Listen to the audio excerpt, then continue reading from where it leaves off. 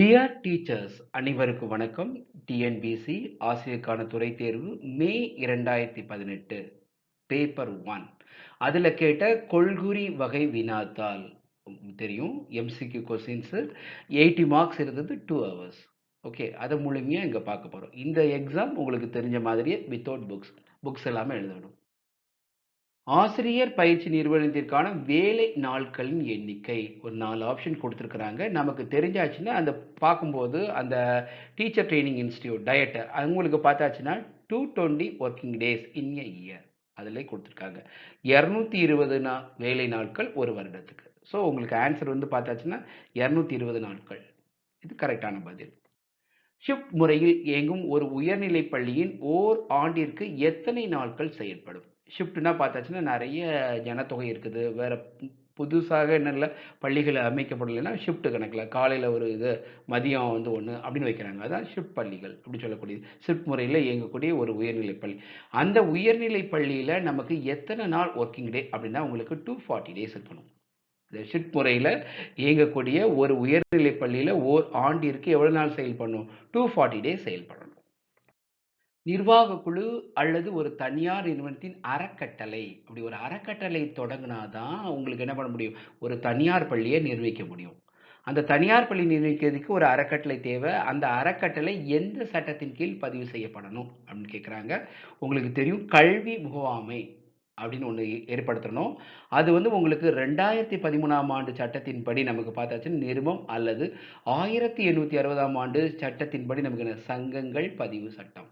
So அது ஒரு சங்கங்கள் பதிவு சட்டத்தின் கீழ். ஸோ உங்களுக்கு ஆப்ஷன் பி கரெக்டாக இருக்கும். சங்கங்கள் பதிவு சட்டம் மறந்துடக்கூடாது. ஒரு நிர்வாக குழு ஒரு தனியார் பள்ளி அப்படின்னா அது என்ன சட்டத்தில் இருக்கணும்? சங்கங்கள் பதிவு சட்டத்துக்கு கீழே வரணும், மறந்துடாதீங்க. ஒரு பள்ளியில் மாணவர் கூட்டுறவு சங்கத்தின் சில்லறை விற்பனையாக தமிழ்நாடு பாடநூல் கழகத்தில் பதிவு செய்யப்பட்ட பதிவு கட்டணமாக ரூபாய் டேஸ் செலுத்தப்பட வேண்டும். ஒரு சில்லறை விற்பனையாளராக அந்த புத்தகத்தை வாங்கி விற்கணும் அப்படின்னு சொல்லியாச்சுன்னா ஒரு பதிவு கட்டணம் எவ்வளோ கட்டணும் அப்படின்னு சொல்லிட்டாங்கன்னா 50 rupees, 50 ரூபா கட்டணும்னு சொல்கிறாங்க. பள்ளி தலைமை ஆசிரியர் ஒரு வாரத்திற்கு எத்தனை மணி நேரம் கற்பித்தல் பணியில் ஈடுபட வேண்டும்? ஒவ்வொரு தலைமை ஆசிரியரும் குறைஞ்சபட்சம் எத்தனை மணி நேரம் நமக்கு வந்து பாடம் கற்றல் கற்பித்தல் பணியில் ஈடுபடணும் அப்படிங்கிற மாதிரி ஒரு கொஸ்டின் இருக்குது. உங்களுக்கு அதுக்கு முன்னாடி பாருங்கள், நமக்கு என்ன சொல்கிறாங்க அப்படின்னா ஒன்லி 10 periods. அந்த ஹெட் மாஸ்டராக இருந்தால் அவருக்கு என்ன பண்ணும்? Head of high and higher secondary school who organize a variety of co-curricular and extracurricular activities shall be allotted only 10 periods per week. ஒரு வாரத்துக்கு 10 பீரியட். ஒரு பீரியட் 45 மினிட்ஸ் அப்படின்னு சொல்லும்போது நமக்கு அவங்களுக்கு வந்து என்ன ஆச்சு? 450 மினிட்ஸ் ஆகிடுது. ஸோ அதை வச்சு நமக்கு மணியை கணக்கிடுறாங்க. 7.5 மணி நேரம் வரும். அதே மாதிரி உங்களுக்கு ஏஹெச்எம் இருந்தாருன்னா 750க்கு மேலே மாணவரோட எண்ணிக்கை இருந்தாருன்னா நமக்கு வந்து என்ன ஆகுது? ஒரு ஏஹெச்எம் போஸ்ட் உருவாகலாம். அந்த ஏஹெச்எம் போஸ்ட் இருந்தால் அவங்க குறைஞ்சபட்சம் 20 பீரியட் எடுக்கணும். 20 பீரியட் அவங்களுக்கு அலாட்டட் பீரியட் 20. தலைமை ஆசிரியர் இருந்தால் அவங்களுக்கு அலாட்டட் பீரியட் 10. ஸோ ஹவர்ஸில் சொல்லும்போது 7.5 மணி நேரம் அப்படிங்கிறாங்க. ஞாபகம் வச்சுக்கோங்க. நமக்கு இதுதான் நமக்கு ரூல்ஸில் இருக்குது. ஆசிரியர் பயிற்சி நிறுவனத்தில் சேருவதற்கான குறைந்தபட்ச தகுதி உங்களுக்கு தெரியும், 12ஆம் வகுப்பு. நமக்கு 12ஆம் வகுப்பு இருக்கணும். அதில் ஒன்று சொல்கிறாங்க, மார்க் 45 மார்க்ஸ், குறைஞ்சபட்ச மதிப்பெண் 45 இருந்தால் நமக்கு என்ன பண்ணலாம்? ஆசிரியர் பயிற்சி நிறுவனத்தில் சேரலாம். அதுவே நமக்கு எஸ்சி எஸ்டி ஸ்டூடெண்ட்ஸாக இருந்தால் பாஸ் பண்ணால் போதும். ஸோ ஒரு ஆசிரியர் பயிற்சி நிறுவனத்தில் சேர்வதற்கான குறைந்தபட்ச கல்வி தகுதி என்ன அப்படின்னு சொல்லியாச்சுன்னா 12ஆம் வகுப்பு. தெரிஞ்ச விஷயம் தான். அவனோட ஏஜ் பாருங்க, இப்படி கூட கொஸ்டின் கேட்கலாம். குறைஞ்சபட்சம் 17 வயசு, அதிகபட்சம் 25 இருக்கலாம். எப்போ? 31 ஜூலையில். இந்த கொஸ்டின் எம்சிக்யூவில் கேட்கல, ஆனால் கேட்கறதுக்கு வாய்ப்பு இருக்கு. அதே சமயம் எஸ்சி எஸ்டி மாணவர்களாக இருந்தால், பிசிக்கலி ஹேண்டிகேப்டு மாற்றுத்திறனாளி பசங்களாக இருந்தால் அவங்களுக்கு மேக்சிமம் ஏஜ் 30, 17லேருந்து 30 வயசுக்குள்ளே அதனால சேரலாம். அதுவே ஃபார் விடோஸ் விதவைகளாக இருந்தால் அவங்களுக்கு 40 வயசு, 40 வயசுக்கு மேலே இருக்கக்கூடாது. ஸோ 40 வயசுக்குள்ளே இருந்தால் அவங்கள சேர்த்துக்கலாம். ஸோ இது முக்கியமானது. எம்சிக்யூவில் நம்ம கேட்கறதுக்கு வாய்ப்புள்ள பகுதி இது. சைனிக் பள்ளியில் ஒரு வகுப்பில் படித்து தேர்ச்சி பெற்ற ஒரு மாணவனை வேறு ஒரு அங்கீகாரம் பெற்ற பள்ளியில் சேர்த்தால் அவனை எந்த வகுப்பில் சேர்க்க வேண்டும்? எந்த ஸ்கூலில் படித்தா என்ன? ஒரு ஸ்கூலில் 8th ஸ்டாண்டர்ட் முடித்தான்னா அவன் அடுத்தல எங்கே போகணும்? 9th ஸ்டாண்டர்ட் தான் போகணும். ஸோ அடுத்த உயர் வகுப்பில், அது அது சைனிக் பள்ளியில எந்த பள்ளியா இருந்தாலும் சரிதான், அடுத்த உயர் வகுப்புல சேர்க்கலாம். ஓகே. உதவி பெறும் மேல்நிலைப் பள்ளியில் பணிபுரியும் ஆசிரியர்கள் பணிப்பதிவேடுகள் உள்ள ஒவ்வொரு பதிவுகளிலும் டேஷ் அலுவலரிடம் மேலொப்பம் பெற வேண்டியது அப்பள்ளி செயலரின் கடமையாகும். எய்டட் ஸ்கூலா இருந்தா யார்கிட்ட உங்களுக்கு அது கையெழுத்து வாங்கணும் அப்படின்னு பார்த்தாச்சுன்னா, உங்களுக்கு மாவட்ட கல்வி அலுவலரோட கடமைகளும் பொறுப்புகளும் உங்களுக்கு ஒரு ஜிஓ 101ல 18/5/2018 வந்துச்சு. பிறச்சேர்க்கை 2 மாவட்ட கல்வி அலுவலரின் கடமைகளும் பொறுப்புகளும் அதில் கொடுத்துருக்காங்க. இந்த பாயிண்ட் என்ன பாயிண்ட் கொடுத்துருக்காங்க? நிதி உதவி உயர்நிலை மேல்நிலைப் பள்ளிகளில் பராமரிக்கப்படும் ஆசிரியர் மற்றும் ஆசிரியர் அல்லாதோர் பணிப்பதிவேடுகளில் பணி விவரங்களில் சார்பாலான பதிவுகளுக்கு மேலொப்பம் இடுதல். யார் பண்ணணும்? மாவட்ட கல்வி அலுவலர். ஸோ உங்களுக்கு இதுக்குரிய பதில் மாவட்ட கல்வி அலுவலர். ஸோ அவங்க வந்து எல்லா பேஜ்லையும் சைன் பண்ணியிருக்கணும். அலுவலக உதவியாளர், பெருக்குபவர், தோட்டக்காரர் ஆகியோருக்கான ஓய்வு பெறும் வயது முதல்ல 60ன்னு இருந்திருக்குது. 60. இப்போ கூட நமக்கு ஓய்வு பெறும் வயதை நமக்கு என்ன பண்ணியிருக்காங்க? 60ஆ மாற்றிருக்காங்க தமிழக அரசு. ஞாபகம் வச்சுக்கோங்க. அதுக்கு முன்னாடி அலுவலக உதவியர், பெருக்குவர், தோட்டக்காரரோட வயசு வந்து எப்படி இருக்குது? 60ஆ இருக்குது. மாதாந்திர மானியத்தை நேரடி மானியமாக விடுவிக்கும் அதிகாரத்தை மாவட்ட கல்வி அலுவலருக்கு வழங்கக்கூடியவர் யார் அப்படின்னா, உங்களுக்கு பள்ளி கல்வி இணை இயக்குனர் இடைநிலை. அவர் தான் நமக்கு என்ன பண்ணணும்? அந்த மாவட்ட கல்வி அலுவலருக்கு அவங்க பார்க்கக்கூடிய ஸ்கூல் ஹை ஸ்கூல்ஸா இருக்கும். அதனால அது கொடுக்கக்கூடியவர் யார்? மாவட்ட கல்வி இணை இயக்குனர் இடைநிலை. ஹையர் செகண்டரி ஸ்கூலா இருந்தா மேல்நிலையா இருக்கும். பள்ளி கல்வி இணை இயக்குனர் மேல்நிலை அப்படின்னு இருக்கும். பகுதி நேர ஆசிரியர் மற்றும் ஆசிரியர் அல்லா பணியாளருக்கு அதிகபட்சமாக ஓர் ஆண்டில் டேஷ் நாட்கள். பார்ட் டைம் டீச்சர்ஸ் அதே மாதிரி நமக்கு என்னது ஆசிரியர் பணியிடங்களுக்கு எவ்வளோ நாள் கொடுக்கலாம் அப்படின்னா 8 days அப்படிங்கிறாங்க. 8 நாட்கள் என்ன பண்ணலாம்? அவங்களுக்கு தற்செயல் விடுப்பு ஒரு ஆண்டுக்கு வழங்கப்படலாம். 10 ஆண்டு பணி முடித்த நிரந்தர ஆசிரியர்கள் மற்றும் ஆசிரியர் அல்லா பணியாளர்களுக்கு யாரா இருந்தாலும் சரி, ஒரு அரசு ஊழியர் நிரந்தர பணியில் இருக்கக்கூடியவங்க 10 ஆண்டு பணி முடிச்சிட்டாங்க, அவங்களுக்கு சொந்த அலுவலின் பேரின் ஈட்டா விடுப்பு டேஷ் மாதங்கள் என வரையறுக்கப்பட்டுள்ளது. எத்தனை மாசம் உங்களுக்கு ஈட்டா விடுப்பு கொடுக்குறோம்? யாருக்கு? நிரந்தர பணியாளர். எத்தனை ஆண்டு பணி முடிச்சிருக்காங்க? 10 ஆண்டு. இதை 2 வகையா பிரிக்கிறாங்க. ஒன்று 10 ஆண்டு, 10 ஆண்டுக்கு மேல. நிரந்தர ஊழியர்கள், அடிப்படை ஊழியர்கள் அப்படின்னு சொல்லக்கூடியது. பாருங்க, அன்ஏர்ன்ட் லீவ் ஆன் ப்ரைவேட் அஃபேர்ஸ் அப்படின்னு சொல்றாங்க. இதோட ரூல் வந்து 13 and 14ல சொல்லியிருக்காங்க. இதுல உயர்நிலை பணியில இருக்கக்கூடியவர்களுக்கு 0 முதல் 10 வருடங்கள் 90 நாட்கள். 10 வருடம் வரைக்கும் 90 நாட்கள். அதே 10 வருடத்திலிருந்து மேலே இருந்தா 10 வருடங்களுக்கு மேலே பணிபுரியவங்களுக்கு 180 நாட்கள். அடிப்படை பணியாளராக இருந்தா எல்லாமே முக்கியம், எம்சிக்யூல கேட்கலாம். அடிப்படை பணியாளராக இருந்தா 15 வருடங்களுக்கு மேல அவங்களுக்கு உயர்நிலை பணியாளர் கிடைக்கக்கூடிய அந்த 180 நாட்கள் கிடைக்கும். ஸோ மறந்துடக்கூடாது. Very important points. ஸோ இங்க கேட்டிருக்கிறது 10 ஆண்டுகளுக்கு பணி முடித்த 10 ஆண்டு முடிச்சிட்டாங்க. அப்போ எவ்வளவு நாள்? 90 நாட்கள். 90 நாட்கள்னா எவ்வளவு? 3 மாதங்கள். இதுதான் சரியான பதில். நல்லா ஞாபகம் வச்சுக்கோங்க. Very important. ஒரு பள்ளியில் உடற்கல்விக்கான நிரந்தர உபகரணங்கள் வாங்குவதற்கு அனுமதியை டேஷ் அவர்களிடமிருந்து பெற வேண்டும். யார்கிட்ட பெறணும் அப்படின்னு சொல்லியாச்சுன்னா, அது மண்டல உடற்கல்வி ஆய்வாளர். ஆண்கள் மேல்நிலைப் பள்ளிக்கு ஒருத்தங்க இருப்பாங்க, பெண்கள் மேல்நிலைப் பள்ளிக்கு ஒருத்தங்க இருப்பாங்க. ஸோ மண்டல உடற்கல்வி ஆய்வாளர்கிட்ட நம்ம வாங்கணும். ஓகே, RAPE அப்படின்னு சொல்லக்கூடியது. ஆங்கிலோ இந்தியன் பள்ளியில் ஒழுங்குபடுத்தும் விதிகளின்படி ஆங்கிலோ இந்திய ஆசிரியர் பயிற்சி பள்ளியில் ஒவ்வொரு வகுப்பிற்கும் டேஷ் மாணவர்களுக்கு மேல் இருக்கக்கூடாது. ஒரு ஆசிரியர் பயிற்சி நிறுவனமாக இருந்தால் 40 மாணவர்கள் இருக்கலாம் சொல்றாங்க. இதே இது ஆங்கிலோ இந்தியன் டீச்சர் ட்ரைனிங் இன்ஸ்டியூட்டாக இருக்குது, அங்கே எத்தனை மாணவர்கள் இருக்கலாம் அப்படின்னு பாருங்க. அதுக்கு code of regulation for Anglo Indian schools Tamil Nadu state அப்படின்னு கொடுத்துருக்குறாங்க. ஸ்ட்ரென்த் எவ்வளோ இருக்குன்னு கொடுத்துருக்காங்க? 20. 20 தான், நாட் எக்ஸிட் 20. 20க்கு மேலே இருக்கக்கூடாது. ஒரு ஆங்கிலோ இந்தியன் டீச்சர் ட்ரைனிங் இன்ஸ்டியூட்ல இருக்கக்கூடிய மாணவரோட எண்ணிக்கை அதிகபட்சம் எவ்வளவு? 20 தான். ஞாபகம் வச்சுக்கணும். இது ஆர்டினரி டயட்டா இருந்துச்சுன்னா, ஒரு டீச்சர் ட்ரைனிங் இன்ஸ்டியூட்டா இருந்துச்சுன்னா 40 பேர் இருக்கலாம். இங்க 20 பேர் தான் இருக்க முடியும். மெட்ரிக் பள்ளிகள் பொதுவாக ஒரு வகுப்பில் உள்ள அதிகபட்ச பிரிவுகள் எத்தனை பிரிவுகள் அங்க அதிகபட்சமா இருக்கலாம்? ஒரு மெட்ரிக் பள்ளியில்.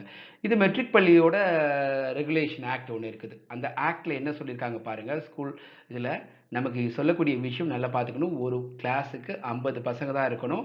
அதுவுமே நமக்கு எத்தனை கிளாஸஸ் இருக்கணும் அப்படின்னு சொல்கிறாங்க பாருங்கள். எத்தனை செக்ஷன் இருக்கணும்? 4 செக்ஷன், 4 வகுப்புகள். ஒரு 9th ஸ்டாண்டர்ட்னா அதில் 4 வகுப்புகள் தான் இருக்கணும், அதுக்கு மேலே இருக்கக்கூடாது. So 4 sections. ஸோ ஆன்சர் வந்து நமக்கு என்னது? C4. ஒரு மெட்ரிகுலேஷன் பள்ளிக்கு வழங்கப்பட்ட அங்கீகாரத்தை திரும்ப பெறும் அதிகாரம் படைத்தவர் யார் அப்படின்னு பார்த்தாச்சுன்னா, ஒரு மெட்ரிகுலேஷன் ஸ்கூலாக இருந்தால் அந்த மெட்ரிகுலேஷன் ஸ்கூலோட டைரக்டர். இங்கே டைரக்டர் அப்படிங்கிறது மெட்ரிகுலேஷன் ஸ்கூலோட டைரக்டரை குறிக்குது. ஸோ யார் தான் அந்த பள்ளியோட அங்கீகாரத்தை திரும்ப பெற முடியும்? அதிகாரம் படைத்தவர் யார் அப்படின்னா, மெட்ரிகுலேஷன் ஸ்கூல் இயக்குனர், மெட்ரிக் பள்ளிகளின் இயக்குனர். ஞாபகம் வச்சுக்கோங்க, வெரி இம்பார்ட்டன்ட் பாயிண்ட் இது. நகராட்சி பகுதியில் அமைந்துள்ள மெட்ரிகுலேஷன் பள்ளியின் குறைந்தபட்ச நிலப்பரப்பு எவ்வளவு? உங்களுக்கு ஒவ்வொரு பகுதி இருந்தால், கிராம பகுதியாக இருந்தால் என்ன, நகராட்சியாக இருந்தால் என்ன, மாநகராட்சியாக இருந்தால் என்ன அப்படிங்கிற மாதிரி சொல்கிறாங்க. இப்போ நிலம் அப்படின்னு பாருங்கள். நிலத்தின் அளவு குறைந்தது ஊரக பகுதியாக இருந்தால் 3 ஏக்கர் இருக்கணும். 3 ஏக்கர் இருந்தால் தான் அப்ரூவல் கொடுப்பாங்க. இதே பேரூராட்சியாக இருந்தால் 1 ஏக்கர், நகராட்சியாக இருந்தால் 55 சென்ட். இங்கே பார்த்தாச்சுன்னா 55 சென்ட். இந்த 55 சென்ட் அப்படிங்கிறது என்ன அப்படின்னு பார்த்தாச்சுன்னா 9.98825 கிரவுண்ட்ஸ். அப்போ நியர்லி எத்தனை? 10 கிரவுண்ட். 10 கிரவுண்ட் இருக்கணும். 55 சென்ட் இருக்கணும், அல்லது எவ்வளோ இருக்கணும்? 10 கிரவுண்ட். ஸோ முக்கியமான பகுதி. இதில் எதுனாலும் கேட்கலாம். இது நம்ம கேட்டிருக்கிறது நகராட்சி கேட்டிருக்காங்க. பேரூராட்சியில் எவ்வளோ கேட்கலாம்? ஊரக பகுதினா 3 ஏக்கர். இதே மாதிரி கொஸ்டின்ஸ் கேட்கறதுக்கு வாய்ப்பு இருக்குது. ஓகே, அதனால தான் அந்த விஷயம் நம்ம சொல்லியிருக்கிறோம்.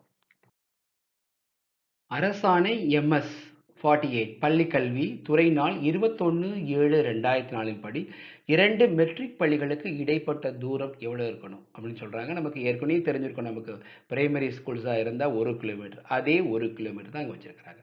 1 கிலோமீட்டர் இருக்கணும். குறைந்தபட்ச இடைவெளி 1 கிலோமீட்டர் இருக்கணும். அப்படி இருந்தால் நமக்கு ரெகக்னேஷன் கிடைக்கும். எந்த ஆண்டு முதல் மெட்ரிக் பள்ளிகள் பள்ளி கல்வித்துறை இயக்கத்தின் கட்டுப்பாட்டிற்கு வந்தன? நல்லா பாருங்க. இந்த கொஸ்டின்ல மெட்ரிகுலேஷன் ஸ்கூல் இங்கே கொடுத்துருக்காங்க பாருங்க.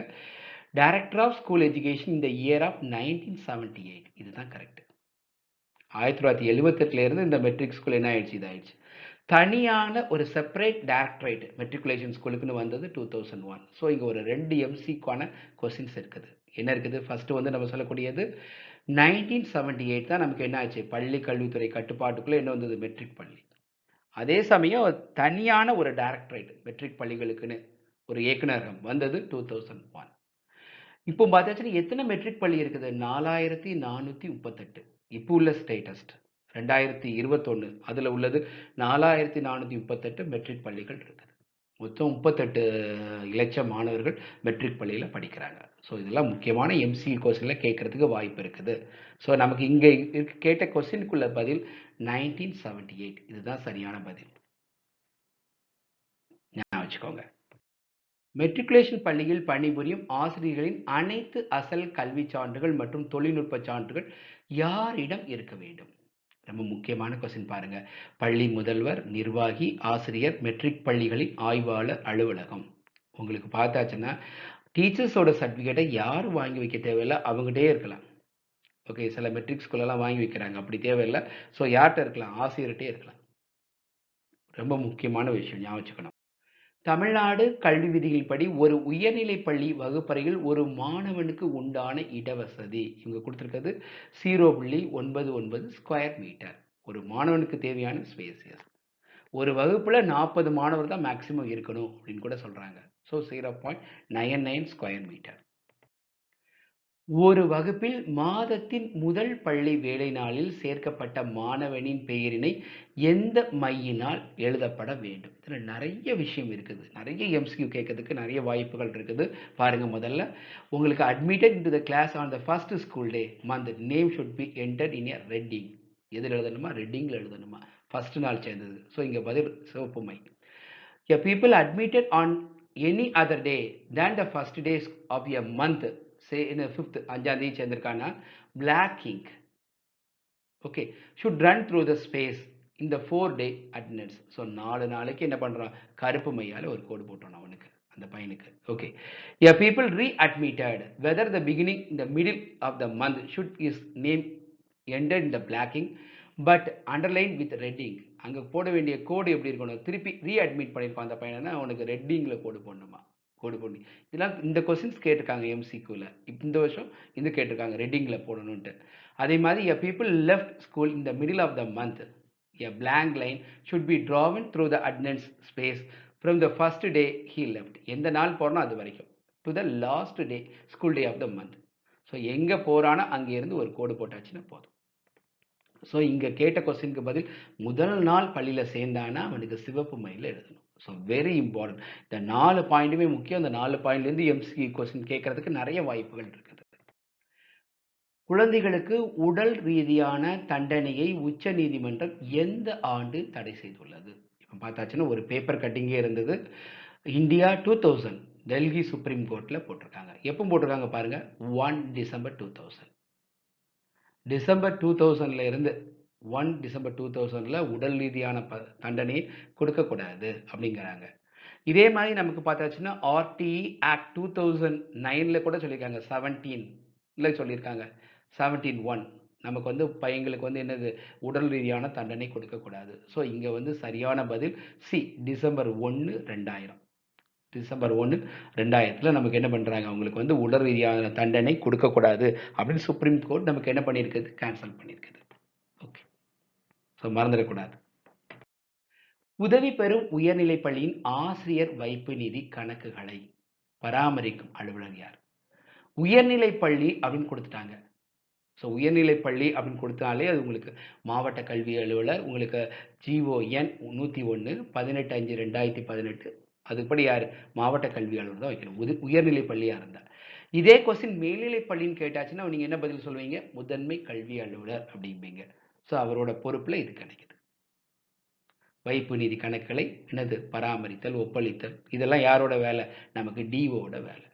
உயர்நிலை பள்ளியாக இருந்தால் நமக்கு மாவட்ட கல்வி அலுவலர். இதுதான் நமக்கு சரியான பதில். உதவி பெறும் தனியார் பள்ளிக்குழு செயலரின் பதவிக்காலம். ஒரு பள்ளி அப்படின்னு சொல்லியாச்சுன்னா தனியார் பள்ளியில் என்ன இருக்கணும், ஒரு பள்ளிக்குழு இருக்குது. அந்த பள்ளிக்குழுவில் 6 உறுப்பினர்கள் இருக்காங்க, உங்களுக்கு தெரியும். அந்த பள்ளிக்குழு செக்ரட்டரியோட பதவிக்காலம் என்னன்னு பாருங்க, நமக்கு 3 years. 3 வருஷம், 3 years. ஸோ நமக்கு 3 ஆண்டுகள் அப்படிங்கிறது சரியான பதில். மேல்நிலை பள்ளிகளில் புதிய பாடப்பிரிவு தொடங்க அல்லது பாடப்பிரிவினை மாற்ற எந்த விதிகளில் அதற்கான கணக்கு தலைப்பு குறிப்பிடப்பட்டுள்ளது?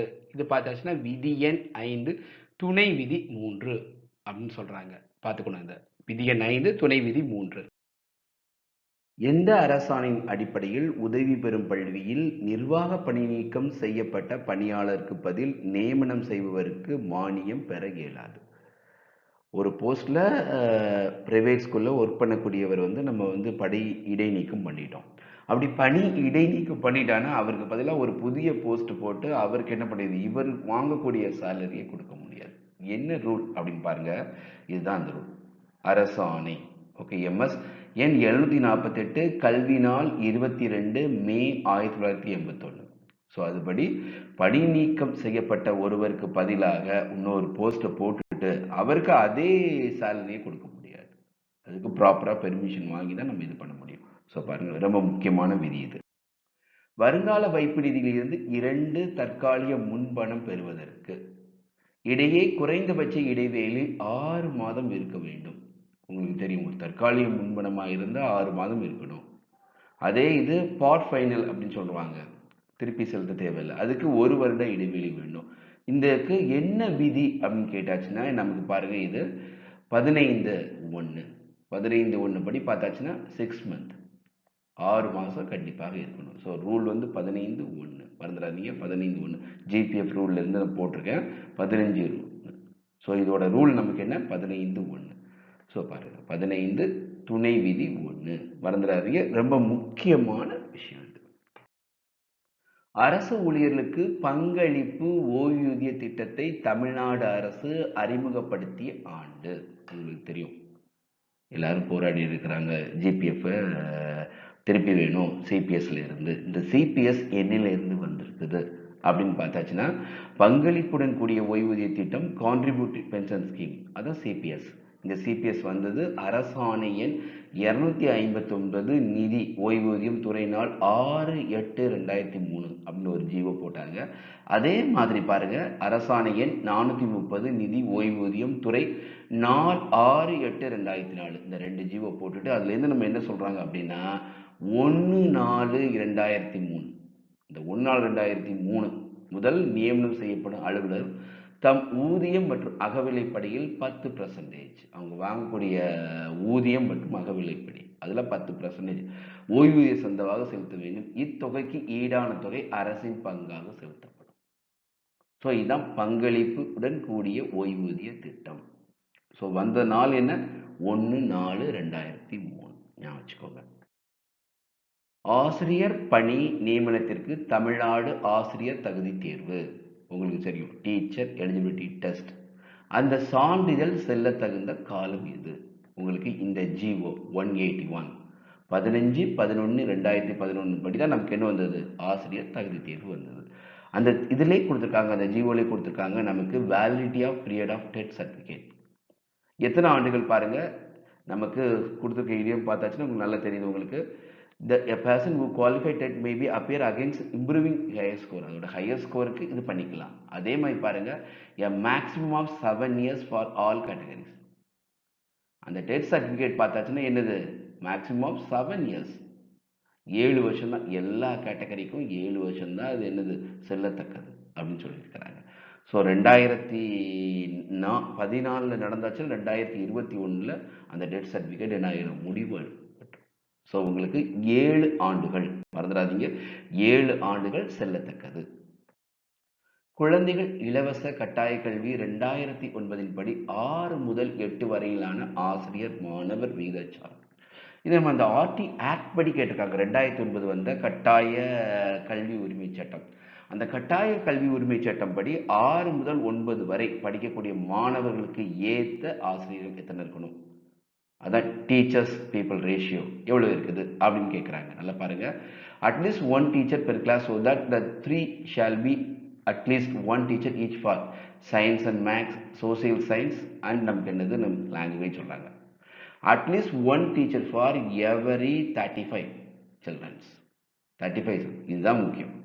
At least 1 teacher for every 35 children. So இங்கே 1:35, 1:35, 1:35 இதுதான் முக்கியமான விஷயம் நமக்கு. 1:35 அந்த 6 to 8னா ஒரு 35 மாணவருக்கு ஒரு ஆசிரியர்.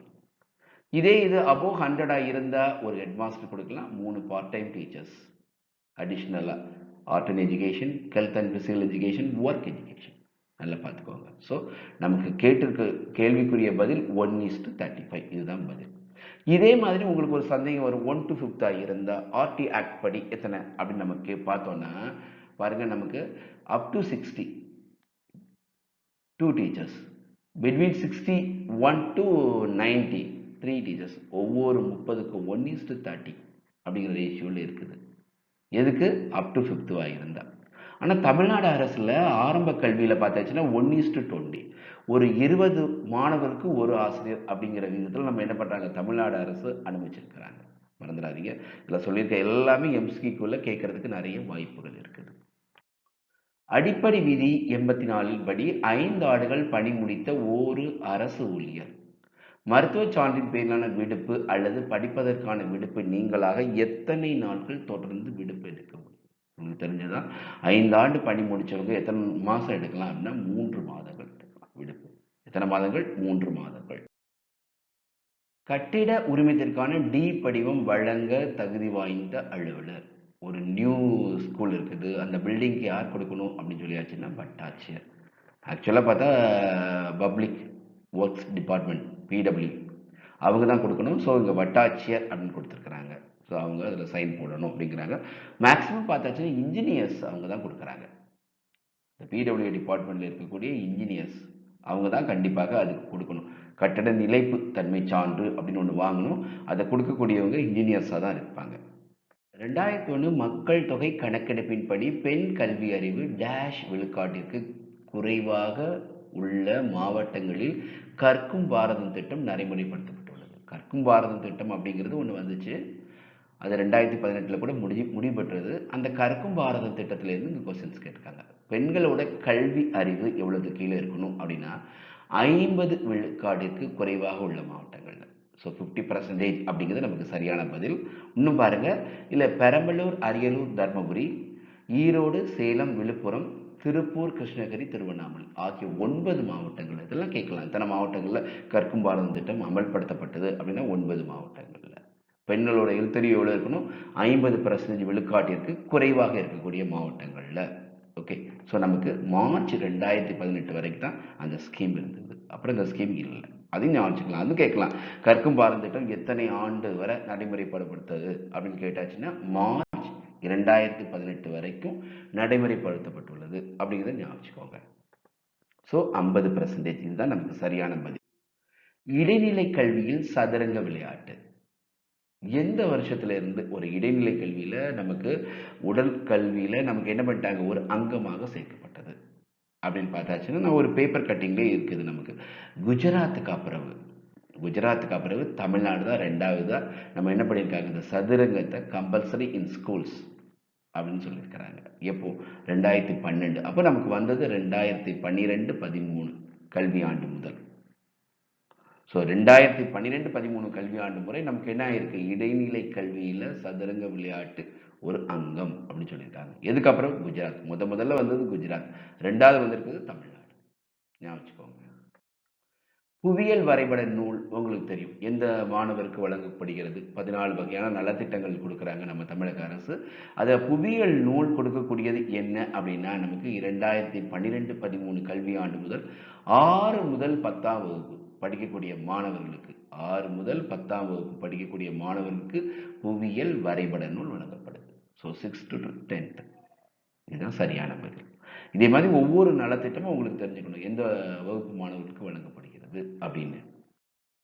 கல்வி ஆண்டில் 2017-18 கல்வி ஆண்டில் மாணவருக்கு வழங்கப்பட்ட விலையில்லா சீருடைகளின் எண்ணிக்கை. அது வரைக்கும் அந்த 1 முதல் 8 வரை படிக்கக்கூடிய சத்துணவு உண்ணும் மாணவர்களுக்கு 2 செட் உடை கொடுத்தாங்க. அந்த 2017-18 இருந்து என்ன கொடுத்துருக்காங்கன்னா 4 செட் சீருடை, விலையில்லா சீருடை வழங்கியிருக்கிறாங்க. மறந்துடாதீங்க. எந்த கல்வி ஆண்டு முதல் அரசு தேர்வில் பெற்ற மதிப்பெண்களை வைத்து மாவட்ட அளவிலும் மாநில அளவிலும் மாணவர்களுக்கான தரம் வெளியீடும் முறை கைவிடப்பட்டது? முக்கியமான ஒரு மைல் ஸ்டோன். என்ன பண்ணுறாங்க அப்படின்னா, ஃபஸ்ட்டு, செகண்ட், தேர்ட் அதெல்லாம் அனௌன்ஸ் பண்ண விட்டாங்க. எந்த கல்வியாண்டு? நல்லா பாருங்கள், நமக்கு it's a end of the ranking system in Tamil Nadu state board class 12th exam. எப்போ வந்தது? மே 2017.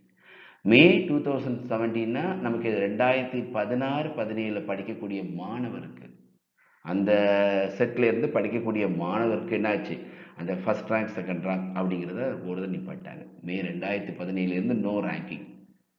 அந்த ரிசல்ட் மே 2017 வந்த பள்ளி கல்வித்துறை 10th 12th முடிவுகளை பார்த்தாச்சுன்னா முதல் 2 3 அப்படிங்கிற இடங்கள் இல்லை. ஸோ பார்த்தாச்சுன்னா அது எந்த கல்வி ஆண்டு? 2016-17. ரொம்ப முக்கியமான விஷயம். 2016-17.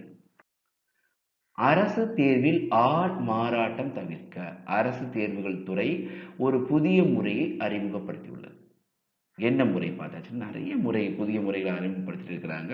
லேட்டஸ்டாக வந்தது என்ன அப்படின்னு பார்த்தாச்சுன்னா, விடைத்தாள்களில் தேர்வரின் புகைப்படத்தின் கூடிய முகப்புத்தாள் அறிமுகப்படுத்துதல். நம்ம 10th 12th எக்ஸாம் பேப்பரில் பார்த்துருப்போம், இருக்குது.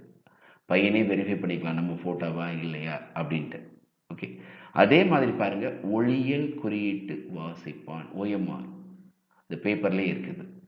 அதே மாதிரி பாடங்களுக்கு ஏற்ப முதன்மை விடைப்புத்தாள்கள் வழங்குதல். முதல்ல பார்த்தீங்கன்னா நிறைய பேப்பர்ஸ் வச்சுருப்பாங்க, நிறைய பேப்பர் வேஸ்ட் ஆகும். இப்போ அந்தந்த சப்ஜெக்டுக்கு ஏற்ற மாதிரி, லாங்குவேஜுக்கு ஒரு மாதிரி, மேக்ஸுக்கு ஒரு மாதிரி, ஸோ அதே மாதிரி வைக்கிறாங்க. ஸோ இந்த புதிய முறைகளை என்ன பண்ணியிருக்காங்க, அரசு தேர்வுகள் துறை அறிமுகப்படுத்தியிருக்காங்க. நம்ம கேட்டிருக்கிறதுல வினாத்தாளுடன் மாணவர் புகைப்படம் உள்ள முகப்புத்தாள், இதுதான் நமக்கு சரியான பதில். ஸோ ஞாபகம் வச்சுக்கோங்க, இதெல்லாம் அவங்க அறிமுகப்படுத்தினது இந்த 3மே இப்போ லேட்டஸ்ட்டாக. ஸோ இங்கே நமக்கு தேவையான பதில் விடைத்தாளுடன் மாணவர் புகைப்படம் உள்ள முகப்புத்தாள். மெட்ரிக் பள்ளி ஆய்வாளர் முதல் வகுப்பு மாணவனுக்கு உங்களுக்கு தெரியும் எத்தனை நாள் வழங்க முடியும்? 30 நாட்கள் வழங்க முடியும். தளர்வாணி வழங்க இயலும். CBSE மற்றும் பிற மாநில சான்று மெட்ரிக் பள்ளிகள் எந்த தேதிக்குள் மதிப்பீடு செய்து கொள்ள வேண்டும்? எந்த தேதிக்குள்ள அவங்க மதிப்பெண் சிபிஎஸ்சியோ அல்லது பிற மாநிலத்தில் மெட்ரிகுலேஷன் படித்தவங்களோ அந்த செய்தி மதிப்பீடு எவால்வேஷன் செய்ய வேண்டிய நாள் என்ன அப்படின்னு கேட்குறாங்க. இந்த டேட்டுக்குள்ளே அப்படின்னு கேட்டது செப்டம்பர் 30. செப்டம்பர் 30க்குள்ளே நம்ம என்ன பண்ணவங்க எவால்வேஷன் பண்ணணும். டிஜி பண்ணி கொடுப்பாங்க. மெட்ரிக் பள்ளியில் ஒரு கல்வி ஆண்டில் எத்தனை நாட்கள் பணிபுரிந்து இருக்க வேண்டும்? எத்தனை நாள் அவங்க பணிபுரிந்து இருக்கணும்னு கேட்குறாங்க. நமக்கு பார்த்தாச்சுன்னா ஒர்க்கிங் டேஸ் பார்த்தீங்கன்னா 200 days இன்க்ளூடிங் எக்ஸாமினேஷன் டேஸ் அப்படின்னு தான் கொடுத்துருக்குறாங்க. ஸோ உங்களுக்கு ஆன்சர் பார்த்தா 200 days. மெட்ரிக் அப்படின்னா ஒரு 200 days ஒர்க்கிங் டே இருக்கணும். ஆனால் கூடுதலாக ஒர்க் பண்ணுவாங்க, அது ஒன்றும் பரவாயில்ல. மெட்ரிக் பள்ளியின் கையேடுபடி ஒரு மெட்ரிக் பள்ளியின் வரவு செலவு கணக்கை தணிக்கை செய்ய வேண்டிய அலுவலர் ஒரு ஆடிட்டர் தான் இருப்பார். பட்டய கணக்காளர், சார்ட்டர்ட் அக்கௌண்ட். ஓகே, அவங்க தான் என்ன பண்ணணும்? ஆடிட் பண்ணி கொடுக்கணும். ரொம்ப முக்கியமான விஷயம். மெட்ரிக் பள்ளியில் பணிபுரியும் நபர் தனது பணி துறப்பு கடிதத்தை 3 மாதங்களுக்கு முன்பு நிர்வாகத்தில் அளிக்க வேண்டும். தவறும் பட்சத்தில் டேஷ் மாதத்திற்கான சம்பள தொகையினை செலுத்தி பணி துறப்பு செய்யலாம். ஒரு மெட்ரிக் பள்ளியில் வேலை பார்க்கக்கூடியவருக்கு வேறு ஏதோ மெட்ரிக் பள்ளியில் வேலை கிடைச்சிட்டு அல்லது அரசு வேலை கிடைச்சிட்டு அப்படின்னா ப்ராப்பராக 3 மாதத்துக்கு முன்னாடி ஒரு நோட்டீஸ் கொடுக்கணும். அல்லது என்ன பண்ணணும்? 3 மாதம் சேலரியை கொடுக்கணும். இதுதான் முக்கியம். 3 மாதத்துக்கு முன்னாடி என்ன பண்ணுறாங்க? நோட்டீஸ் கொடுக்குறாங்க. அல்லது என்ன பண்ணணும்? 3 மாதத்துக்குள்ளே என்ன பண்ணணும்? சேலரியை கொடுக்கணும். இதை 3 மாதம் என்னது அவர் வாங்கக்கூடிய சம்பளத்தை கொடுத்துட்டு பணி துறப்பு செஞ்சுட்டு போயிடலாம். ஓகே, ஸோ இதிலே கொடுத்துருக்காங்க 3 months salary, 3 month notice or 3 months salary. ரெண்டு முக்கியமானது. 3 மாதம் நோட்டீஸ் கொடுக்கணும் அல்லது 3 மாதம் சேலரி கொடுக்கணும். சப்போஸ் அந்த நிர்வாகமே அவரை அனுப்புதுன்னா அவர் எதுவும் கொடுக்க தேவையில்லை. நீங்கள் வேண்டாம் அப்படின்னு சொல்லிட்டாங்கன்னா அவங்க எதுவும் கொடுக்க தேவையில்லை. இவரே வில்லிங்காக ரெகக்னைசேஷன் பண்ணணும்னா, தனது பதவியை ராஜினாமா பண்ணணும்னா 3 மாதம் நோட்டீஸ் கொடுக்கணும் அல்லது 3 மாதம் சேலரி கொடுக்கணும். Very important. ஓகே,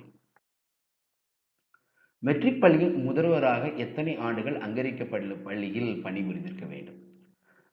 ஒரு மெட்ரிகுலேஷன் ஸ்கூலில் நமக்கு வந்து ஒருத்தர் வந்து பிரின்சிபலாக ஆகணும் அப்படின்னா எத்தனை ஆண்டுகள் பணிபுரிஞ்சிருக்கணும் ஆசிரியராக அப்படின்னா பார்த்தாச்சுன்னா 5 ஆண்டுகள். எத்தனை ஆண்டு பணிபுரிக்கணும்? 5 ஆண்டுகள் பணிபுரிஞ்சு அவர் என்ன பண்ணலாம்?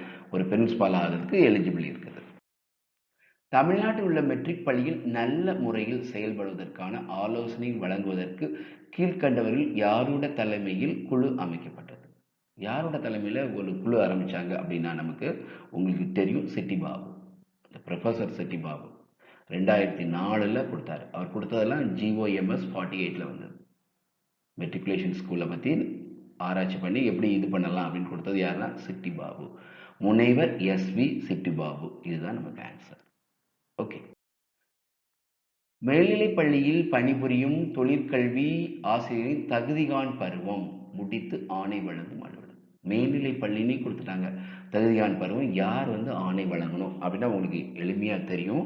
உங்களுக்கு முதன்மை கல்வி அலுவலர் வந்து கடமைகள் மற்றும் பொறுப்புகள் அதே அரசு ஆணை நிலை எண் 101 18/5/2018 வந்ததுபடி இந்த முதன்மை கல்வி அலுவலர் தான் யாருக்கெல்லாம் தகுதிகாண் பருவம் கொடுக்கணும் அப்படின்னு சொல்லியாச்சுன்னா நல்லா பாருங்க, ஹை ஸ்கூல் HM கொடுக்கணும். அதே மாதிரி ஹையர் செகண்டரி ஸ்கூலில் வேலை பார்க்கக்கூடிய அனைவருக்கும், ஒரு மேல்நிலை பள்ளியில் யாராக இருந்தாலும் வேலை பார்க்கக்கூடிய அனைவருக்கும் தகுதியான் பருவம் கொடுக்கக்கூடியவர் high school PG PT junior assistant lab assistant இவங்களுக்கெல்லாம் யார் கொடுக்குறாங்கன்னா நமக்கு முதன்மை கல்வி அலுவலர். ஸோ இதற்குரிய பதில் என்ன அப்படின்னா முதன்மை கல்வி அலுவலர் அவங்க தான் கொடுக்குறாங்க.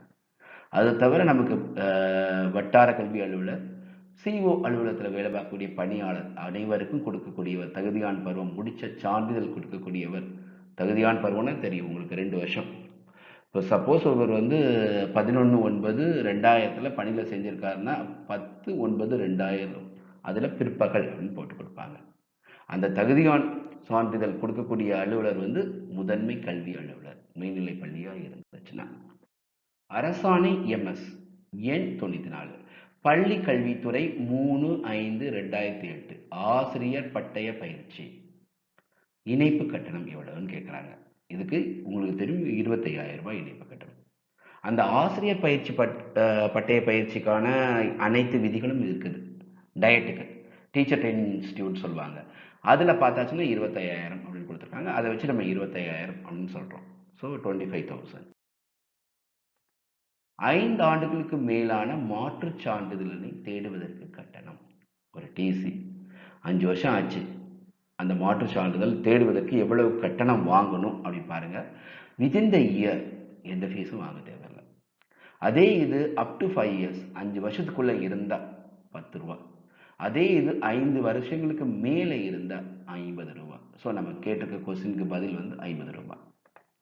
இல்லை இன்னொரு விஷயம் பாருங்க, ஒரு பையனுக்கு டிசி தொலைஞ்சிச்சு அப்படின்னா உங்களுக்கு டூப்ளிகேட் வழங்கணும்னா கண்டிப்பாக அந்த டிசியில் டூப்ளிகேட் இன் ரெட்டிங் இது கேட்கலாம். இது எம்சிக்யூவில் கேட்கறதுக்கு வாய்ப்பு இருக்குது. டூப்ளிகேட் இன் ரெட்டிங் அப்படின்னு நம்ம என்ன பண்ணணும், கண்டிப்பாக எழுதி கொடுக்கணும், மறந்துடாதீங்க. தமிழ்நாடு கல்வி விதியின்படி ஓர் உயர்நிலைப் பள்ளிக்கு அதிகபட்சமாக வழங்கப்படும் உடற்கல்வி ஆசிரியர் பணியிடங்கள் எண்ணிக்கை. இவ்வளவுதான் ஸ்ட்ரென்த் இருந்தாலும் மேக்சிமம் எத்தனை பிஇடி கொடுக்குறாங்க, பிசிக்கல் எஜுகேஷன் டீச்சர்ஸ் கொடுக்குறாங்க அப்படின்னு பார்த்தாச்சுன்னா நமக்கு பாருங்க எத்தனை கொடுத்துருக்காங்க, மேக்ஸிமம் ஆஃப் 3. மேக்ஸிமம் எத்தனை கொடுக்குறாங்க, 3. கண்டிப்பாக 6 to 10th 250க்கு மேலே இருந்தால் one post of the physical education teacher will be sanction. Every additional strength of 300 இருந்தால் இன்னொரு அடிஷனல் போஸ்ட். ஒவ்வொரு 300 மாணவர்களுக்கும் ஒவ்வொரு போஸ்ட். 250க்கு மேலே இருந்தால் ஒன்று.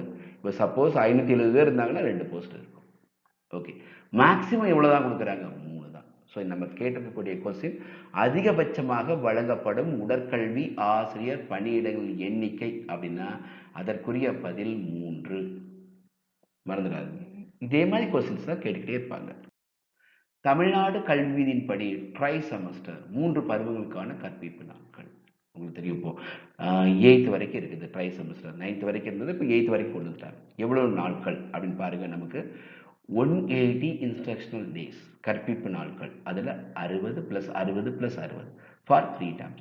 ஒவ்வொரு பருவத்துக்கும் 60 நாட்கள். ஸோ நமக்கு ஆன்சர் சி, 60 + 60 + 60. ஓகே. ஆய்வு அலுவலரின் அனுமதியுடன் எத்தனை நாட்கள் பள்ளிக்கு உள்ளூர் விடுமுறை வழங்கலாம்? உள்ளூர் விடுமுறை சொல்லுவாங்க உங்களுக்கு. அந்த உள்ளூர் விடுமுறை லோக்கல் ஹாலிடேஸ் எத்தனை நாள் வழங்கலாம் அப்படின்னா உங்களுக்கு தெரிஞ்ச விஷயம் தான், 3 நாட்கள். ஆய்வு அலுவலரோட அனுமதியோட எத்தனை நாள் வழங்கலாம், 3 நாட்கள் வழங்கலாம். மேல்நிலை வகுப்பில் ஆங்கில பிரிவுக்கான கற்பிப்பு கட்டணம். ஒரு இங்கிலீஷ் மீடியமா இருக்குது, +1 +2 படிக்கிறான், அப்போ அவன் எவ்வளவு ஃபீஸ் கட்டணும் அப்படின்னா ஆண்டுக்கு 500 ரூபாய். இதுவே அவனுக்கு திருப்பி கொடுத்துருவாங்க. அந்த 500 ரூபாய் வாங்கிட்டு திருப்பி வேற கொடுத்துருவாங்க. கவர்மெண்ட்டே திருப்பி கொடுத்துருந்தாங்க. ஆண்டுக்கு 500 ரூபாய். அரசு பள்ளியாக இருந்தால் ஆண்டுக்கு ரூபாய் 500. இதே இது 10th வரைக்கும் இருந்தால் உங்களுக்கு அதுவும் தெரிஞ்சுக்கோங்க, 10ஆம் வகுப்பு வரை ஆங்கில வழியாக இருந்துச்சுன்னா அவனுக்கு 250 ரூபாய் ஃபீஸ் வந்து என்னது, இங்கிலீஷ் மீடியம் ஃபீஸ் 250. மேல்நிலை பள்ளியின் மேல்நிலை பிரிவு மாணவர் சேர்க்கை விண்ணப்பத்தின் அந்த அட்மிஷன் ஃபார்ம் இருக்குல்ல, அதோட விற்பனை விலை இவ்வளவு, எவ்வளவு நாள் வாங்கலாம். ஆனால் கவர்மெண்ட் சொல்லியிருக்கக்கூடிய ரேட் என்ன அப்படின்னு பாருங்க, ₹10. 10 ரூபாய். அந்த அப்ளிகேஷன் ஃபார்மோட கட்டணம் 10 ரூபாய். மாவட்ட ஆசிரியர் கல்வி மற்றும் பயிற்சி நிறுவனம் கீழ்காணும் எந்த கொள்கையின் நடைமுறைப்படுத்துவதற்காக நிறுவப்பட்டது? தேசிய கொள்கை 86, 68, 2016. உங்களுக்கு தெரியும், தேசிய கல்விக் கொள்கை, புதிய தேசிய கல்விக் கொள்கை, நியூ எஜுகேஷன் பாலிசி அப்படின்னு சொல்லக்கூடியதுல இதுல 1986 படி நல்லா பாருங்க, பள்ளி சாரா கல்வி இயக்கமும் ஆசிரியர் கல்வி மற்றும் ஆராய்ச்சி பயிற்சி இயக்கமும் செயல்பட்டன. இந்த கொள்கைப்படி தான் 1986 வந்த தேசிய கல்விக் கொள்கைப்படி தான் நமக்கு என்ன வந்திருக்குது, டீச்சர் ட்ரைனிங் இன்ஸ்டிடியூட்ஸ். ஸோ மறந்துடக்கூடாது. புதிய தேசிய கொள்கை 1986. இதுதான் சரியான பதில். அந்த கொள்கைப்படி தான் வந்திருக்குது. அதே மாதிரி இந்த கொள்கைப்படி என்ன வந்திருக்குது, வயது சாரா கல்வி இயக்கம், அதெல்லாம் வந்தது இந்த 1986க்கு அப்புறம் தான். மாவட்ட ஆசிரியர் பயிற்சி நிறுவனம் மற்றும் ஆசிரியர் பயிற்சி பள்ளியின் குறைந்தபட்ச விளையாட்டு மைதானத்தின் அளவு. அவங்களே நமக்கு அந்த டீச்சர் ட்ரைனிங் இன்ஸ்டிடியூட்டுக்குள்ளது விஷயம் எல்லாம் கொடுத்துருக்குறாங்க. A minimum of 500 square metre இருக்கணுமா. Area shall be provided in every diet. Okay, TT for the play fields and physical education. So physical educationக்கு குறைந்தபட்சம் எவ்வளவு இருக்கணும், 500 ஸ்கொயர் மீட்டர். ஸோ இதுதான் நமக்கு பதில் A, 500 square metre. Okay, total land area ஒரு teacher training இன்ஸ்டியூட்டில் 5000 இருக்கணும். இது கூட எம்சிக்யூவில் கேட்கலாம். Floor area of building 1000 square metre இருக்கணும். அதே மாதிரி ஏரியா பெர் ஸ்டூடெண்ட், ஒரு பையனுக்கு ஒரு 10 ஸ்கொயர் மீட்டர். ஸோ இதெல்லாம் ரொம்ப முக்கியமானது, எம்சிக்குள்ளே கேட்கலாம். ஒரு விஷயம் நல்லா நான் வச்சுக்கோங்க, ஒரு கொஸ்டின் இருந்தால் நமக்கு ஒவ்வொரு வருடமும் பார்க்கும்போது ஒரு குறிப்பிட்ட விஷயத்த நிறைய ஒரு 10 கொஸ்டின் கிட்ட கேட்டுருந்தாங்க. இந்த மே 2018 கேட்ட கொஸ்டின் பார்த்தாச்சுன்னா ஆசிரியர் பயிற்சி நிறுவனத்தை பற்றிய கொஸ்டின் ஒரு குறைந்தபட்சம் ஒரு 7 கொஸ்டின்ஸ் வந்திருக்கு. ஸோ ஒரே மாதிரியான கொஸ்டின் ரிப்பீட் ஆகிட்டே இருக்குது. எல்லா பேப்பரை எடுத்து பார்த்தா நமக்கு அதுதான் தெரியுது. ஸோ நமக்கு இங்கே விளையாட்டு மைதானத்தின் அளவு நமக்கு என்னது 500 ஸ்கொயர் மீட்டர், மறந்துடாதீங்க. அதே மாவட்ட ஆசிரியர் பயிற்சி நிறுவனம் மற்றும் ஆசிரியர் பயிற்சி நிறுவனத்தில் பயிலும் முதலாம் ஆண்டு மாணவர்கள் எத்தனை நாட்களுக்கு உற்றுநோக்கல் பயிற்சியினை 1 முதல் 5 வகுப்புகளில் மேற்கொள்ள வேண்டும்? உற்றுநோக்கல் பயிற்சி, அப்சர்வேஷன். நல்லா பாருங்க, ட்ரைனிங் இன் எ மைக்ரோ டீச்சிங் ஸ்கில் ஃபர்ஸ்ட் இயர்ல 5 days, அப்சர்வேஷன் 1 to 5th எவ்வளவு பாருங்க 10 days. ஸோ நமக்கு கேட்டிருக்கக்கூடிய பதில் நமக்கு என்ன 10 days தான் வரும். 10 days மறந்துடாதீங்க, 10 days. ஸோ இந்த ரூல்ஸ் ஞாபகம் வச்சுக்கணும். இதே இது செகண்ட் இயராக இருந்தால் அப்சர்வேஷன் 10 days, நமக்கு டீச்சிங் ப்ராக்டிஸ் 30 days. ஃபர்ஸ்ட் இயர்லேயே டீச்சிங் ப்ராக்டிஸ் 30 days. மறந்துடாதீங்க, வெரி வெரி இம்பார்ட்டன்ட். இதெல்லாம் எம்சிக்யூ கொஸ்டின்ஸ் கேட்கலாம். மாவட்ட ஆசிரியர் பயிற்சி நிறுவனம் மற்றும் ஆசிரியர் பயிற்சி பள்ளியில் பயிலும் மாணவர்கள் எத்தனை முறை வகுப்பிற்கு காலதாமதமாக வந்தால் ஒரு நாள் தற்செயல் விடுப்பாக கணக்கிடப்படுகிறது? எத்தனை நாள் லேட்டாக வந்தால் 1 CM. இதுக்கு ரூல்ஸே இருக்குது பாருங்க. Student will be forfeit 1 days cash leave, ஒரு நாள் CL. எதுக்கு? For every 4 times he marked late. 4 முறை லேட் அட்டெண்டன்ஸில் விழுந்தா அவனுக்கு ஒரு CL. அதுமே கொடுத்துருக்காங்க பாருங்க, 7 days, ஒரு அட்டிய டைம் 7 days CL எடுக்கலாம். மொத்தத்தில் அவன் எவ்வளவு நாள் எடுக்கலாம் ஒரு இயருக்கு? 15 days CL. இதெல்லாம் அங்கே கொடுத்துருக்க ரூல். இது வந்து நமக்கு இருக்குது டயட்டில் படிக்கக்கூடியவங்க, டீச்சர் ட்ரைனிங் இன்ஸ்டியூட்டில் படிக்கக்கூடிய மாணவர்களுடைய விதிகள். ஸோ மறந்துடாங்க, இதெல்லாம் எம்சிக்குள்ளே கேட்கலாம். இதெல்லாம் கேட்கலாம் பாருங்க, இதெல்லாம் கேட்கலாம். ஸோ இங்கே நமக்குரிய ஆன்சர் 4 days, 4 முறை லேட் அட்டெண்டன்ஸில் இருந்தால் ஒரு CM. தமிழ்நாட்டில் எத்தனை கல்வி நிறுவனங்களுக்கு உடற்கல்வி ஆசிரியருக்கான முதுநிலை சான்றிதழ் பயிற்சியை வழங்குகிறது? அவங்க 2ன்னு கொடுத்துருக்காங்க, நான் அப்படியே கொடுத்துட்டேன் 2. ஓகே. இடைநிலை கல்வி விடுப்பு சான்றிதழ் தேர்வில் குறைந்தபட்ச வயது வரம்பு. ஒரு SLC ஒரு பையன் எழுத போறானா அவனுக்கு குறைந்தபட்ச வயது எவ்வளோன்னு கேட்குறாங்க. ரொம்ப முக்கியம். அந்த கொஸ்டின் அடிக்கடி ஒரு 2 முறை நானே பார்த்துருக்கிறேன். ஸோ இதில் பார்த்தாச்சுன்னா ஏஜ் பாருங்க 14, 14 வயசு. The first day of the month in which examination is conducted. So அந்த எக்ஸாம் நடக்கக்கூடிய மாதத்தில் அவனுக்கு 14 வயசு என்ன ஆயிரும்? கம்ப்ளீட் ஆகிருக்கணும். So very important. ஏஜ் வந்து எவ்வளவு? 14. இதே +2 இருந்தால் 16, அதையும் மறந்துடாதீங்க. +2 இருந்தால் 16, ரெண்டுமே முக்கியமானது. தேசிய கல்விக் கொள்கை திட்டத்தின்படி தமிழ்நாடு அரசு பொது கல்வி முறையை எந்த ஆண்டு முதல் 10+2+3 என மாற்றி அமைத்தது? உங்களுக்கு வந்து முதல்ல சின்ன 10 பெரிய 10லாம் சொல்லிட்டு இருந்தாங்க. அதை மாற்றிட்டு 10th +2+3 அப்படின்னு மாறினது என்ன அப்படின்னு பாருங்க. நமக்கு 10+2 அப்படிங்கிற பேட்டர்ன் என்ன ஆச்சு? 11 + 1 + 3 பேட்டர்ன் மாறிடுச்சு. வித் எஃபெக்ட் 1/7/1978, 1/7/1978 படி, 1/7/1978 படி தான். அப்போ தான் நமக்கு என்ன வந்தது? 11th 12th வந்திருக்குது. இப்போ நமக்கு ஃபர்ஸ்ட் 12th எக்ஸாம் எப்போ நடந்திருக்கும்? இது கூட ஒரு MCQ கொஸ்டின் கேட்பாங்க பாருங்க. மெட்ரிகுலேஷன் முதல்ல எக்ஸாம் நடந்தது 1979. ஓகே. அதே ஆங்கிலோ இந்தியன் 1979. நம்ம ஹையர் செகண்டரி முதல்ல அந்த 1/7/78 சேர்ந்த பையன் எப்போ எக்ஸாம் எழுதியிருப்பான்?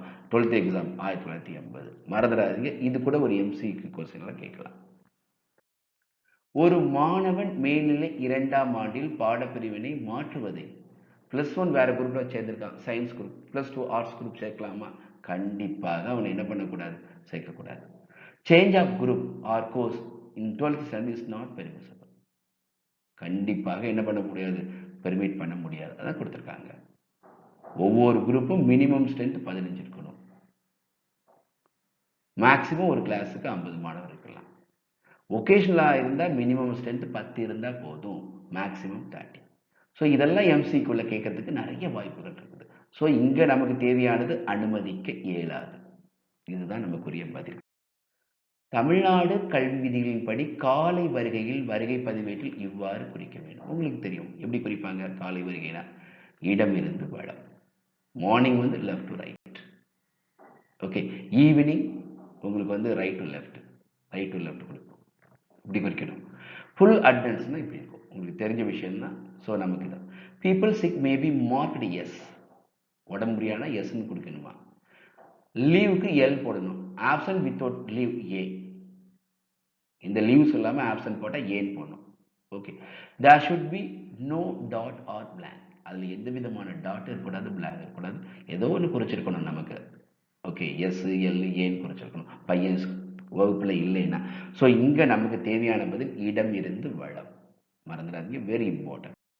தமிழ்நாடு பள்ளிகளின் ஒழுங்குமுறை சட்டம் 1973 படி பள்ளி குழு கூட்டம் எந்த கால இடைவெளியில், ஸோ எத்தனை மாசத்துக்கு ஒரு முறை அட்லீஸ்ட் நடக்கணும் அப்படின்னு சொல்லியாச்சுன்னா பாருங்க, குறைந்தபட்சம் 3 மாதங்களுக்கு ஒரு முறை கூடுதல் வேண்டும். கண்டிப்பா அவசர காலத்தில் எப்பனாலும் குடிக்கலாம். குறைந்தபட்சம் 3 மாதங்களுக்கு ஒரு முறை கூடப்படும். With prior notice 7 days. ஒரு 7 நாளுக்கு முன்னாடி நோட்டீஸ் கொடுத்து நமக்கு என்ன பண்ணணும், 3 மாதங்களுக்கு ஒரு முறை கண்டிப்பாக கொடுக்கணும். 3 மாதங்கள், மறந்துடாதீங்க. புதிய தனியார் மேல்நிலைப்பள்ளியை துவங்க அனுமதி அளிக்கும் அலுவலர். தனியார் மேல்நிலைப்பள்ளி கொடுக்கறது யார் கொடுப்பாங்க அப்படின்னா, மேல்நிலைப்பள்ளினாலே கண்டிப்பாக நமக்கு யார் கொடுக்கணும் அப்படின்னா பள்ளி கல்வி இணை இயக்குனர் மேல்நிலை. பாருங்க, the joint director of school education, அவங்க தான் கொடுக்கணும் மேல்நிலைப்பள்ளியாக இருந்துச்சுன்னா. பள்ளிக்குழுவின் கால அளவு. அந்த பள்ளிக்குழு 3 பாருங்க, இந்த கொஸ்டின்ஸ் கொஞ்சம் பள்ளிக்குழுவை பற்றி ஒரு 4-5 கொஸ்டின் எடுத்து கொடுத்துருக்குறாங்க. பள்ளிக்குழுவோட கால அளவு எத்தனை இதுக்கு இருக்கும். அந்த பள்ளிக்குழுவில் ஒரு செயலாளர் இருக்காரு, அவருக்கு 3 வருஷம். அந்த பள்ளிக்குழுவோட கால அளவும் நமக்கு பாருங்க 3 years. 3 வருடங்கள் தான், 3 years. ஓகே, 3 ஆண்டுகள், மறந்துடாதீங்க, வெரி இம்பார்ட்டன்ட். சிறப்பு பள்ளிகள் மற்றும் பயிற்சி நிறுவனங்களுக்கு எவ்வாறு கற்பிப்பு மானியம் வழங்கப்படுகிறது. ஒரு சிறப்பு பள்ளி ஸ்பெஷல் ஸ்கூலா இருந்துச்சுன்னா, அதுக்கு எப்போ கொடுக்காங்க பாருங்க, நமக்கு per year, from every year, ஒவ்வொரு வருடங்களுக்கும். ஸோ ஒவ்வொரு ஆண்டுக்கும் ஒரு முறை, ஆண்டுக்கு ஒரு முறை. ஸோ இதுதான் ஆன்சர் சி, ஆண்டுக்கு ஒரு முறை. ஸ்பெஷல் ஸ்கூலா இருந்தால் எவரி இயர், ஒரு வருஷத்துக்கு ஒரு முறை, ஆண்டுக்கு ஒரு முறை. மறந்துடாதீங்க, ஸ்பெஷல் ஸ்கூலுக்கும் ட்ரைனிங் இன்ஸ்டிடியூட்டுக்கும். புதிய பள்ளி திறப்பு அல்லது ஏற்கனவே செயல்படும் பள்ளியில் கூடுதல் வகுப்பு தொடங்குவதற்கான விண்ணப்பத்தினை எப்பொழுது ஆய்வு அலுவலருக்கு சமர்ப்பிக்க வேண்டும். நம்ம ஆய்வு அலுவலருக்கு ஒரு புதிய பள்ளி திறக்கிறதுக்கு கொடுக்க வேண்டியது 30th September, அதுக்குள்ள கொடுத்துருக்காங்க. அந்த inspecting officers concerned should be forward this application to the director, their recommendation to February 31st. அவங்க என்ன பண்றாங்க, டைரக்டருக்கு 31 டிசம்பருக்குள்ள அனுப்புறாங்க.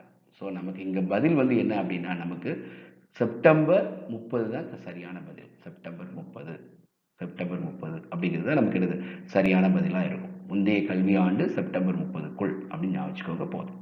ஓகே. பொது வருங்கால வைப்பு நிதியில் ஒரு அரசு அலுவலர் சந்தாதாராக சேர நிர்ணயிக்கப்பட்ட கால அளவு எவ்வளவு கால அளவு கொடுக்குறாங்க. பணியில் சேர்ந்த நாள்லேருந்து சேரணுமா, தகுதியான் பருவம் முடித்த பின் சேரணுமா, பணி வரைமுறைப்படுத்த பின்னா பணியில் சேர்ந்து 6 மாதம் முடிந்த நிலையில. நல்லா பாருங்க, அதுக்கு ஜிபிஎஃப் ரூலே இருக்குது. The fund from the month following that which they completed 6 months of the service. 6 மாதம் பணி முடித்த பின்ல தான் அதில் சேர முடியும்.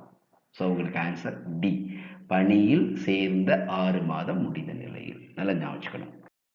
முதன்மை கல்வி அலுவலர் பணியிடம் எந்த பணி அமைப்பு விதிகள் கீழ் வரையறுக்கப்பட்டுள்ளது. நல்லா பார்த்தாச்சுன்னா இங்கே உங்களுக்கு தெரியுது.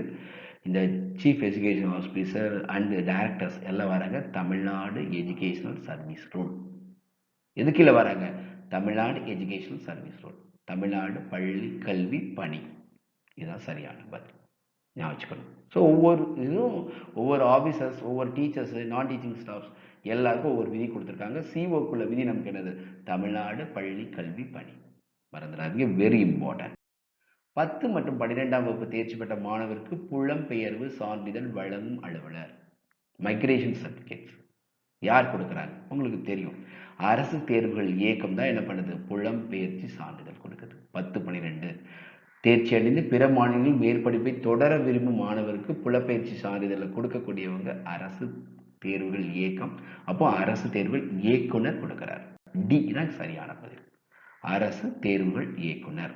ஞாபகம் வச்சுக்கோங்க, புலம்பெயர் சான்றிதழ் கொடுக்கக்கூடியவங்க அவங்க தான். அனைவருக்கும் கல்வி திட்டத்தின் குறிக்கோள் டேஷ் ஆண்டிற்குள் அனைவருக்கும் இடைநிலை கல்வி பெறச் செய்தல். உங்களுக்கு தெரியும் ஆர்எம்எஸ்ஐ. இந்த ஆர்எம்எஸ்ஐயோட முதல்ல சொல்றாங்க எந்த வருஷத்துக்குள்ள அனைவரும் இடைநிலை கல்வி கற்றுக்கணும் அப்படின்னு சொல்றாங்க. பார்த்தாச்சுன்னா 14-18 வயதுக்குள்ள அனைவருக்கும் தரமான கல்வி கொடுக்கணும். அது ஆர்எம்எஸ்ஐயோட வேலை. எந்த வகை நிலப்பரப்பாக இருந்தாலும் ஒரு உயர்நிலை பள்ளி ஒரு குறிப்பிட்ட தூரத்துக்குள்ள உயர்நிலை பள்ளி உருவாக்க வேணும். அதாவது 5 கிலோமீட்டருக்குள் ஒரு உயர்நிலை பள்ளி. ஒரு உயர்நிலை பள்ளிக்குள்ள டிஸ்டன்ஸ் 5 கிலோமீட்டர், கண்டிப்பாக 5 கிலோமீட்டருக்குள்ள இருக்கணும். 7 முதல் 10 கிலோமீட்டர் இருக்கலாம் மேல்நிலை பள்ளி. ஒரு மேல்நிலை பள்ளிக்கு இன்னொரு மேல்நிலை பள்ளிக்குள்ள தொலைவு 7 to 10 இருக்கணும். ஓகே, அதே மாதிரி பாருங்க 2017ஆம் ஆண்டிற்குள் அனைவருக்கும் உயர்நிலை கல்வி 100% வருகை பதிவு எட்டப்பட வேண்டும். 2020ஆம் ஆண்டிற்குள் பள்ளியில் சேர்ந்த அனைவரும் இடையில் விலகிடாமல் தொடர்ந்து தக்க வைத்தல். ஸோ உங்களுக்கு பாருங்க என்ன பதில்னா 2017 ஆண்டிற்குள் அனைவருக்கும் உயர்நிலை கல்வி. இதுதான் அந்த ஆர்எம்எஸ்ஐயோட குறிக்கோள். இந்த 4 பாயிண்ட் ஞாபகம் வச்சுக்கோங்க, ரொம்ப இம்பார்ட்டன்ட் பாயிண்ட். எம்சிக்குள்ள கேட்கறதுக்கு நிறைய வாய்ப்புகள் இருக்குது. மாணவருக்குள்ள கலைத்திறனை வெளிப்படுத்தும் கலா உத்தம். இந்த கலா உற்சவ் அப்படிங்கிறாங்க. இந்த கலா உற்சவ் அப்படிங்கிறது நமக்கு பார்த்தீங்கன்னா இதான் அதோட குறியீடு. இப்படி போட்டால் அது கலா உற்சவ். இது கலா உற்சவ் பார்த்தாச்சுன்னா நமக்கு ministry of human resource development MHRD அவங்க தான் கொண்டு வந்திருக்காங்க. இப்போ அதோட பேர் ministry of education. Ministry of education எப்போ இருந்து வந்திருக்குது? 2015 இருந்து. மாணவர்களோட கலைத்திறனை வெளிப்படுத்துறதுக்காக இது கொண்டு வந்தது. 2015 இருந்து கொண்டு வந்தவங்க MHRD. ஓகே, ஸோ ஞாபகம் வச்சுக்கணும். இந்த கலா உற்சவம் நமக்கு 2021 இந்த வருஷம் கூட நடந்திருக்குது. எப்போ? நமக்கு 11லேருந்து 22 ஜனவரி 2021 நடந்திருக்குது. ஸோ இப்போ நம்ம கேட்டிருக்கக்கூடிய கொஸ்டினோட பதில் நான் இங்கே சொல்லிட்டேன், ministry of human resource development. இதுதான் சரியான பதில், MHRD. மறந்துடாதீங்க. ஒரு ஆண்டில் சந்தாதாரர் எத்தனை முறை தனது வருங்கால வைப்பு நிதி தொகையினை அதிகரிக்கலாம்? உங்களுக்கு தெரியும், 2 முறை.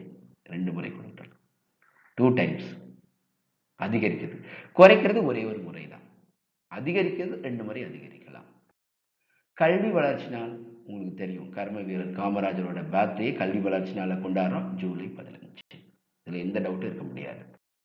புதிய கல்வி இயக்குநரகத்தில் உள்ள மின் ஆளுகை பிரிவு துணை இயக்குனர். நீங்க வேற எதுவும் பார்க்க வேண்டாம். அந்த துணை இயக்குனர் அப்படிங்கிற பதவி எதுக்கு சமமானது அப்படின்னா, துணை இயக்குனர் முதன்மை கல்வி அலுவலராக மாறலாம். ஸோ இந்த துணை இயக்குனர் அப்படிங்கிற பதவி எதுக்கு சமமானது? முதன்மை கல்வி இயக்குனர். முதன்மை கல்வி இயக்குனர் டெப்டி டைரக்டர் அப்படிங்கிறது முதன்மை கல்வி இயக்குனர் CO பணிக்கு இணையான பணி, மறந்துடாதீங்க. ஸோ முதன்மை துணை இயக்குனர் அப்படிங்கிற பணி என்னது? முதன்மை கல்வி அலுவலர் பணிக்கு இணையானது, மறந்துடக்கூடாது நீங்க. CBSE உட்பட பிற வாரிய பள்ளிகளில் தமிழ் ஒரு பாடமாக கற்பிக்கப்பட வேண்டும் என்ற 18/9/2014 ஆம் நாளிட்ட கல்வித்துறை எண் 145 எந்த கல்வி ஆண்டு முதல் நடைமுறைப்படுத்தப்பட்டது? CBSEல எந்த இதாக இருந்தாலும் சரி, தமிழ்நாட்டில் இருக்கக்கூடிய எந்த விதமான கல்வியாக இருந்தாலும் அவனுக்கு லாங்குவேஜ் ஒன்று என்னது? தமிழ் பாடம் அப்படின்னு சொன்னது என்ன அப்படின்னா, தமிழ்நாடு கட்டாய தமிழ் கற்றல் சட்டம் 2006 அப்போ கொண்டு வந்த சட்டத்தின்படி நமக்கு தனியார் பள்ளிகள் அனைத்தும் 1 முதல் 10ஆம் வகுப்பு வரை மாணவர்கள் தமிழை ஒரு பாடமாக எடுத்து படிக்கணும். ஓகே, ஸோ இந்த 2015-16 நமக்கு CBSEல இதாச்சு. CBSE ஸ்கூலில் நமக்கு என்னாச்சு? பிற ஸ்கூல்லலாம் வந்துடுச்சு. ஸோ நமக்கு 2015-16 அப்படிங்கிறது நமக்கு சரியான பதில். 2014 போட்டிருக்காங்க. அப்போ எப்போ வரும்? அடுத்த கல்வி ஆண்டு 2015-16. ரொம்ப எளிமையாக கண்டுபிடிச்சா 2015-16 முதல். மாணவர் தான் படித்த பள்ளியில் இணையதளம் மூலமாக மாவட்ட வேலை வாய்ப்பகத்தில் கீழ்கண்டவற்றில் எதனை பதிவு செய்ய இயலாது? தேர்ச்சி இருக்கு, இங்க ஒரு தோல்வி இருக்கு. அப்போ 12ஆம் வகுப்பு நமக்கு என்னது? தோல்வி, அதை பதிவு பண்ண முடியாது. தேர்ச்சி வகுப்புகளை பதிவு பண்ண முடியும், மறந்துடாதீங்க. ஒரு ஆசிரியர் கல்வி சான்றிதழ் அனைத்தும் கீழ்கண்ட எந்த குற்ற செயலில் ஈடுபட்டால் ரத்து செய்யப்படும்? உங்களுக்கு நல்லா தெரியும். இப்போ அதிகமாக இதை பற்றி பேசிட்டு இருக்கிறாங்க. பள்ளி மாணவரிடம் ஒழுக்கக்கேடான முறையில் நடந்து கொள்ளுதல், பாலியல் அச்சுறுத்தல், பாலியல் துன்புறுத்துதல், அதே மாதிரி விஷயங்களில் ஈடுபட்டாங்கன்னா அவங்களோட சர்டிஃபிகேட்டை என்ன பண்ணுவாங்க? உடனே இது பண்ணிடுவாங்க. அதுக்கு சட்டமே ஈட்டி வச்சிருக்கிறாங்க. ஸோ மறந்துடக்கூடாது, பள்ளி மாணவரிடம் ஒழுக்கக்கேடான முறையில் நடந்து கொண்டால் அந்த ஆசிரியரோட கல்வி சான்றிதழ் அனைத்தும் என்ன பண்ணும்? ரத்து செய்யப்படும். So very important. தமிழ்நாட்டில் வயது வந்தோர் முறைசாரா கல்வி திட்டம் செயல்படும் மாவட்டங்களின் எண்ணிக்கை. உங்களுக்கு நான் இப்போ தான் சொல்லியிருக்கிறேன். புதிய தேசிய கல்விக் கொள்கை 1986 இதுபடி தான் நமக்கு வயது வந்தோர் முறைசாரா கல்வி திட்டம் வந்தது. ஓகே, இதுல 15 முதல் 35 வயதுக்குட்பட்ட அனைவருக்கும் முறைசாரா கல்வி ஓகே கொடுக்கணும். 14 வயசு உள்ள பசங்களுக்கு ஸ்கூல் எஜுகேஷன், 15லேருந்து 35 வயசு உள்ளவங்களுக்கு முறைசாரா கல்வி. இதில் 100% கல்வி நிறுவனம் எழுத்தறிவு எட்டப்பட வேண்டும் அப்படின்னு சொன்னாங்க. இது எத்தனை மாவட்டங்களில் கல்வி அறிவில் பின்தங்கிய 9 மாவட்டங்களில் செயல்படும் நான் வச்சுக்கோங்க. டியர் டீச்சர்ஸ், இந்த நமக்கு மே 2018 கொஸ்டின்ஸ் பேப்பர் உங்களுக்கு ரொம்ப யூஸ்ஃபுல்லாக இருந்திருக்கும்னு நினைக்கிறேன்.